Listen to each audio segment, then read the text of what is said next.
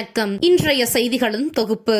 KMDK Namakkal நாடாளுமன்ற வெற்றி வேட்பாளர் மாதேஸ்வரன் அவர்கள் டத்தோ பிரகதீஷ்குமார் அவர்களை மரியாதை நிமித்தமாக நிர்வாகிகளுடன் சந்தித்தார்.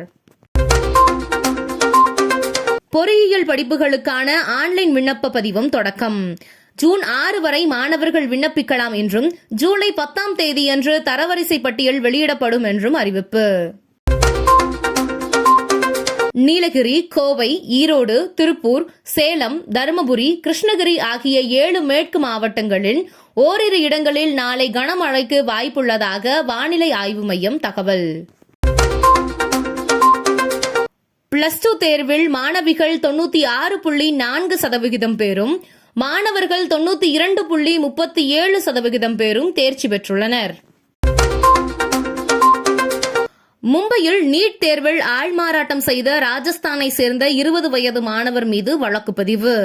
ராஜஸ்தானில் வினாத்தாள் கசிந்ததாக கூறப்பட்ட நிலையில் ஆள்மாறாட்டம் நடந்ததும் அம்பலம். வினாத்தாள் ரூபாய் 20 லட்சத்துக்கு விற்பனையானதாகவும் பரபரப்பு தகவல் வெளியாகியுள்ளது. நீட் தேர்வு முறைகேடு தொடர்பாக நாடு முழுவதும் இதுவரை 50 பேர் கைது செய்யப்பட்டுள்ளனர். தமிழகத்தில் மே 10 வரை 5 நாட்களுக்கு வெப்பநிலை 2 முதல் 4 டிகிரி செல்சியஸ் வரை உயர வாய்ப்பு. இன்றும் நாளையும் வட தமிழக உள் மாவட்டங்களில் 3 முதல் 5 டிகிரி செல்சியஸ் வரை அதிகமாக இருக்கக்கூடும் என்று வானிலை ஆய்வு மையம் தகவல்.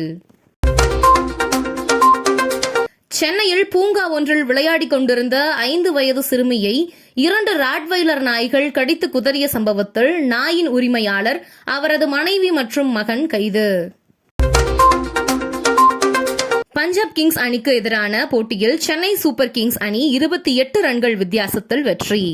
168 ரன்கள் இலக்கை துரத்திய பஞ்சாப் அணியை 139 ரன்களில் சுருட்டியது CSK. புள்ளிகள் பட்டியலில் 3வது இடத்திற்கு முன்னேற்றம்.